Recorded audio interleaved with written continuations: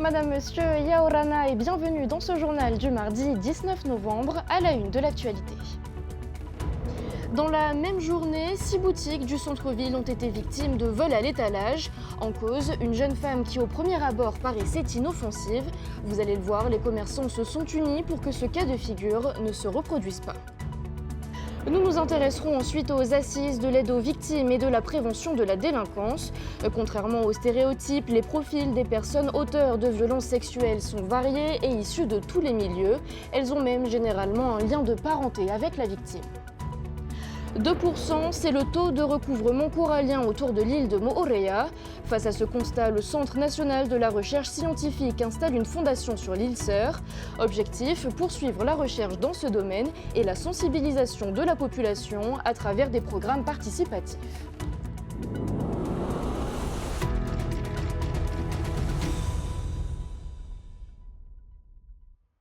Vous l'avez peut-être vu sur les réseaux sociaux la semaine dernière, une jeune femme avec un mode opératoire bien rodé a dérobé des dizaines d'articles dans 6 boutiques en une seule journée. Face à cette série de vols, les commerçants du centre-ville ont décidé de se mobiliser et d'unir leurs forces. Explication dans ce reportage. Et ça s'est passé la semaine dernière.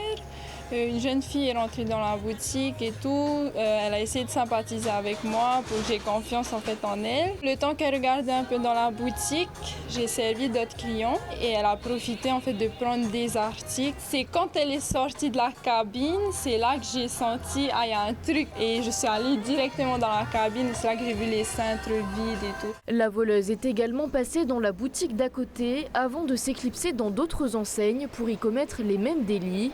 Les commerçants de la zone se sont passés le mot et ont créé un groupe Facebook pour s'entraider et mieux se protéger. On était assez réactifs entre nous. On a créé le Facebook et on a commencé à ajouter les gens des autres commerçants qu'on connaissait et qu'on était assez proches pour voir si c'était aussi cambriolé. Donc on a les informations. On souhaiterait plus de vigilance au niveau de la police, quoi. Il faut que le gouvernement nous accompagne. Il faut qu'on a cet accompagnement pour ce genre de situation. Parce qu'on se sent quand même seul. Les commerçants ont porté plainte, mais ils redoutent qu'elle n'aboutisse pas.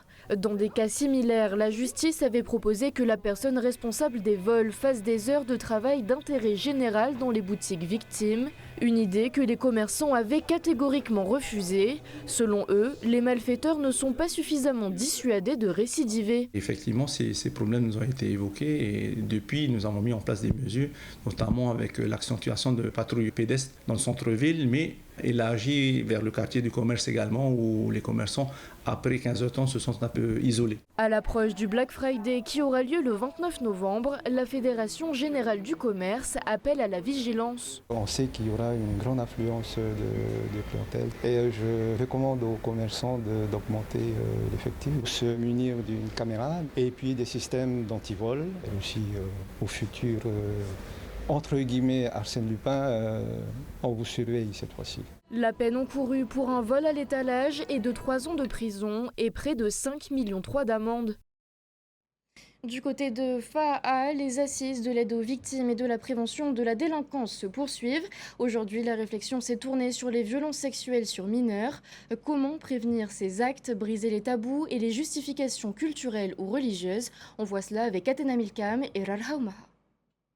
Dans l'imaginaire collectif, ils sont qualifiés de fous ou encore de monstres. Les auteurs de violences sexuelles sur mineurs sont pourtant souvent plus proches des victimes que l'on ne pense. Dans la majorité des cas, ils ont même un lien de parenté avec la victime. Un constat qui n'est pas réservé à la Polynésie.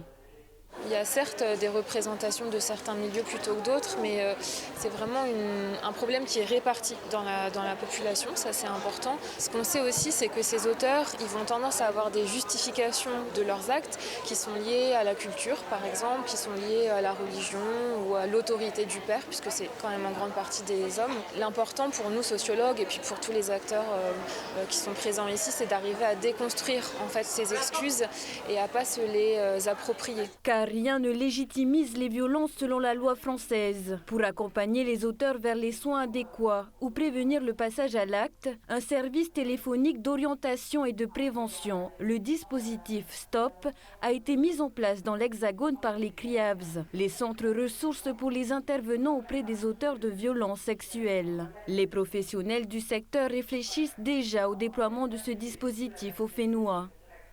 Alors la première chose, c'est de faire une évaluation très rigoureuse parce que c'est ce que je vous disais, il y a des profils très différents en fait. Il n'y a pas un auteur de violence sexuelle, voilà. Donc on ne va pas traiter du tout de la même manière quelqu'un qui a un trouble pédophilique ou quelqu'un qui a commis des violences sexuelles incestueuses ou quelqu'un qui a commis des violences sexuelles dans le cadre d'alcoolisation massive, etc. Donc la première chose, c'est l'évaluation. Et à partir de là, on va traiter les troubles qu'on repère. Troubles pédophiliques, on va faire une psychothérapie, éventuellement il y a des traitements médicamenteux aussi. Si c'est en lien avec des addictions, parce qu'on sait que les addictions facilitent grandement le passage à l'acte, on va traiter en premier lieu l'addiction. Si les profils des auteurs de violences sexuelles sur mineurs sont divers et variés, 30% d'entre eux ont eux-mêmes été victimes de violences sexuelles dans leur jeunesse et 90% victimes de maltraitance infantile. Des chiffres qui ne sont pas exhaustifs, la révélation de ces faits étant encore tabou. La plupart des auteurs aujourd'hui ont été victimes hier et malheureusement n'ont pas toujours été reconnus comme tels.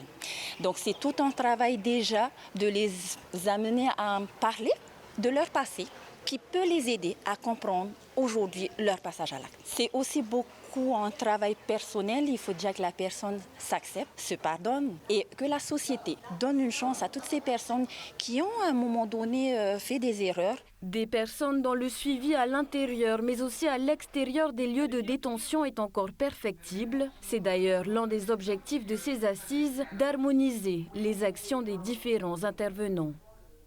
Au tribunal correctionnel, une femme a été condamnée ce matin pour injure et discrimination à l'encontre d'un médecin sur Facebook. Dans sa vidéo vue par plus de 42 000 internautes, elle s'est plainte d'avoir été mal accueillie par le médecin. Ces déclarations ont provoqué un élan de haine raciale sur la toile. La prévenue a été condamnée à payer 100 000 francs de dommages et intérêts aux praticiens. Elle devra également verser 50 000 francs à l'ordre des médecins et rembourser les frais d'avocat de la victime et de l'ordre des médecins. Retrouvez plus de détails sur notre site internet TNTV News.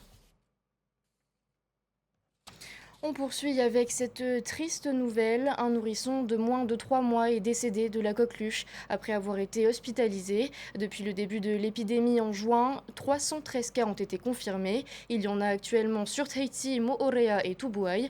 Les autorités sanitaires rappellent l'importance d'aller consulter un médecin et si vous avez des symptômes tels qu'un écoulement nasal, une toux discrète ou encore une légère fièvre qui persiste.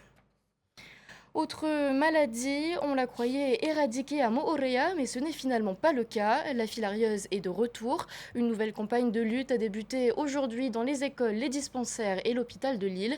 Voyez ces explications dans ce reportage de Naya Bennett.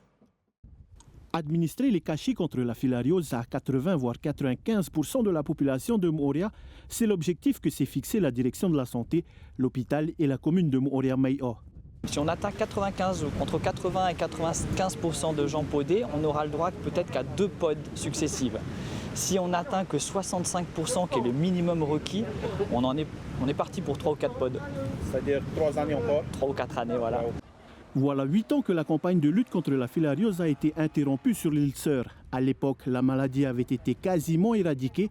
Aujourd'hui, elle regagne du terrain. 66 personnes ont été diagnostiquées positives. C'est nécessaire pour moi et pour mes enfants aussi, du fait que nous devons nous protéger de la maladie. On n'en parle pas souvent, mais il est important de se protéger. Donc il est important pour nous de prendre la notésine. Afin d'optimiser la campagne, une 60aine d'agents de la direction de la santé ainsi que de la commune de Moorea-Mai'o ont été mobilisés. Hôpital, dispensaire, mais aussi établissements scolaires. Si la prise observée directe des cachets auprès des adultes n'est qu'une formalité, du côté des enfants, il faut parfois s'armer de patience. Il y a vraiment cette partie valorisation de l'estime de soi, donc ça c'est un truc qu'on met en avant, c'est de la promotion de santé. L'enfant il prend ses médicaments, il faut savoir le féliciter, l'encourager et savoir que c'est pas simple mais qu'il y arrive et que c'est ça le plus important finalement. La campagne de lutte contre la filariose à Moorea se poursuivra jusqu'au 30 novembre prochain. Et pour les administrés qui travaillent sur Tahiti, des sites de pods ont été installés dans les différents commerces tout autour de l'île de 15h à 18h. Et nous allons plonger dans nos lagons où le constat est alarmant. Les coraux vont mal. Pour mieux les comprendre et les protéger, le CNRS installe une fondation à Moorea. Elle est dirigée par une chercheuse spécialiste et a une championne de wingfoil comme ambassadrice. Thomas Chabrol les a rencontrés. Regardez. Deux passionnés de l'océan, l'une pour la recherche scientifique, l'autre pour la glisse. Ensemble, Laetitia Edouin et la rideuse Flora Arsner s'engagent dans la fondation Science for Reef, sous l'égide du Centre national de la recherche scientifique. Car le temps presse, les coraux sont en souffrance. La fondation se veut un levier pour soutenir financièrement la recherche, communiquer sur l'état du récif et accompagner les politiques publiques en faveur de la biodiversité. Moi, en tant que chercheuse, ça fait 12 ans que je travaille au CRIOB et je trouvais que la science n'était pas assez partagée et qu'il y avait un vrai besoin d'aller vers la société et vers des actions plus concrètes pour vraiment arriver à sauver la biodiversité des récifs coralliens. Le taux de recouvrement corallien est en déclin au Fénois. À Moorea, il n'est que de 2% tout autour de l'île. Alors que le récif avait repris de la vigueur, les vagues de chaleur en 2019 et surtout celles de cette année ont laissé place à des épisodes de blanchissement. Ajoutez à cela les invasions d'algues et d'étoiles de mer, les taraméas, le récif étouffe. Et du coup, c'est tout l'équilibre du récif corallien qui est perturbé. Et c'est pour ça qu'au travers de la Fondation, on veut lancer des actions combinées. Si on arrache les algues, si on essaye de limiter les taraméas et si on replante quelques coraux, est-ce qu'on arrive à retrouver un équilibre positif pour le récif corallien ? L'océan est le terrain de jeu de la championne de wingfoil, Flora Arsner. Avant le sport de haut niveau, elle était ingénieure en environnement et biodiversité, au CRIOB de Moorea notamment. C'est donc tout naturellement que l'athlète a accepté d'être ambassadrice de la fondation. À ma petite échelle, avec ce statut de championne, je peux contribuer à faire parler de façon un peu plus large, à prendre conscience de l'urgence de travailler sur les récifs auprès des passionnés de sport de glisse, mais aussi auprès des sponsors, auprès des organisateurs d'événements sportifs. Ça sera une victoire. La Fondation Science for Reef propose une plateforme participative pour soutenir des programmes de recherche, mais aussi pédagogiques pour sensibiliser les plus jeunes. L'organisation accueille aussi à bras ouverts les artistes ou les photographes pour partager leur regard sur l'état des coraux. Un mot de culture maintenant, la danse du feu connaît un nouvel essor au Fénois et attire les jeunes. Une compétition de niveau international aura lieu dans une dizaine de jours. Focus ce soir sur les passionnés de l'école Tapairu qui espèrent décrocher les premiers prix. Ndiaye a assisté à l'un de leurs entraînements intensifs.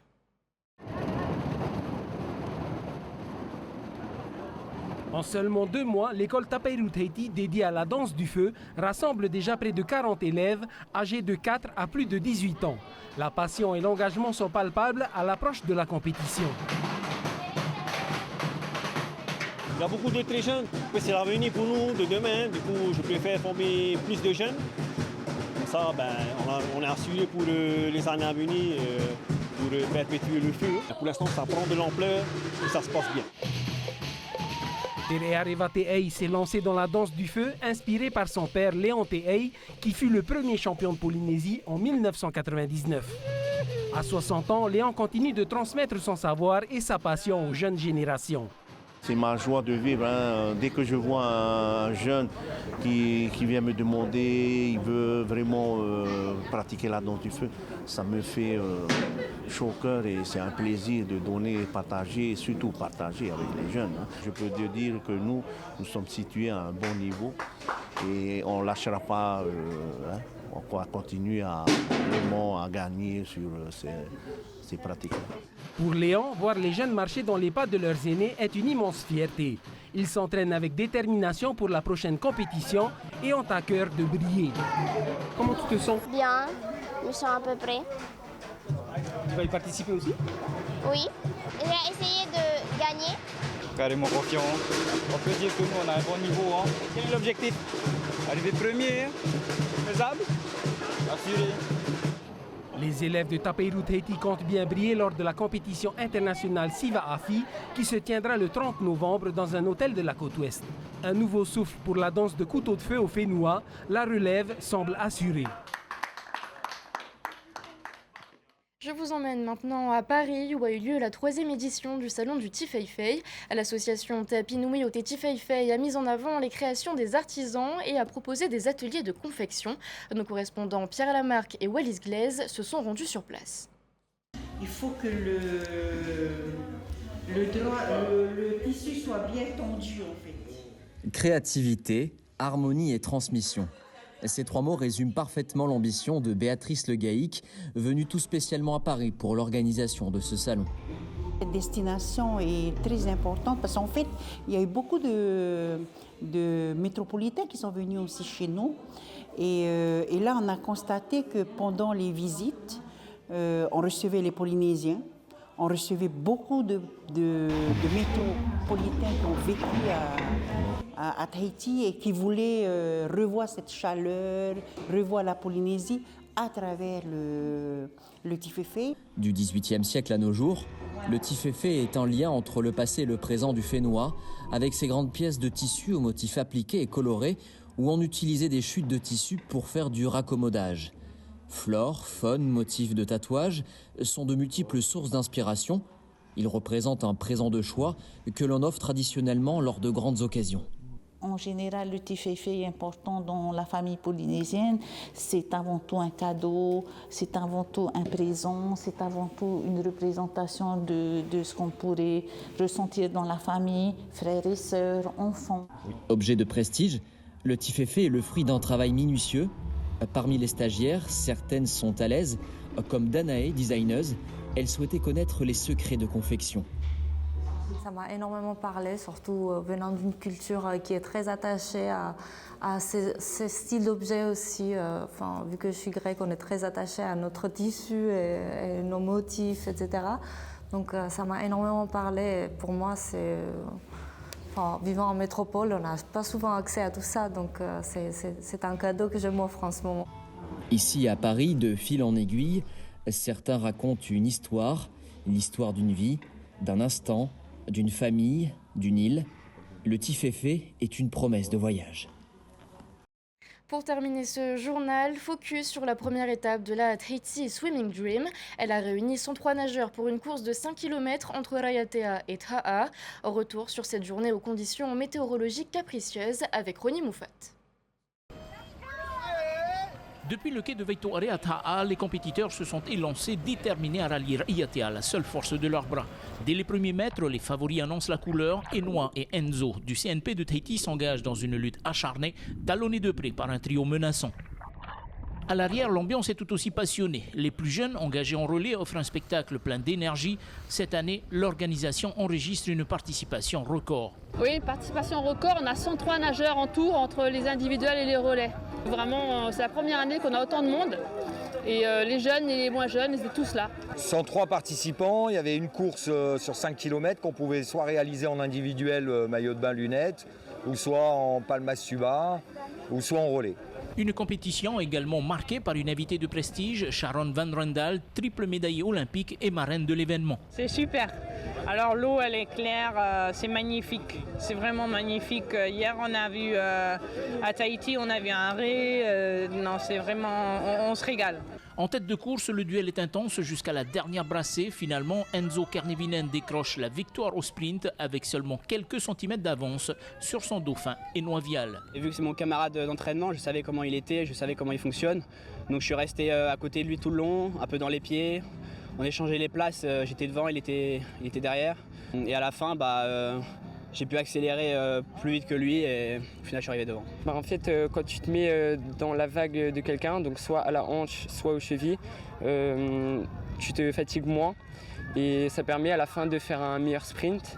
Du côté des femmes, Deotile Vido du CNP de Tahiti domine largement sa catégorie. Elle finit première devant Heimaruiti Bonar et Manavaitef Arwa Manson et termine à une superbe 4e place au classement Scratch. C'était un peu compliqué parce qu'il y avait quand même de la houle. Du coup, on ne voyait pas trop bien les bouées, etc. J'ai pas mal bu la tasse aussi. Mais la stratégie de course, c'était un peu appuyer et faire les 10 derniers mètres à balle, quoi. Une première étape riche en émotions pour la Tahiti Swimming Dream. Prochain rendez-vous, la grande traversée entre Tahiti et Moorea remportée l'an passé par Nael Roux devant l'Américain Alex Kostic. Et c'est la fin de ce journal. Merci pour votre fidélité. Restez sur TNTV. Ramzi Malouki reviendra sur les 10 ans de la saga John Wick dans Ciné Nui. Ensuite, à 19h25, ne manquez pas un épisode de Koh-Lanta. Belle soirée à tous. On se retrouve demain. Retrouvez ce journal en replay sur notre site internet et notre application mobile TNTV.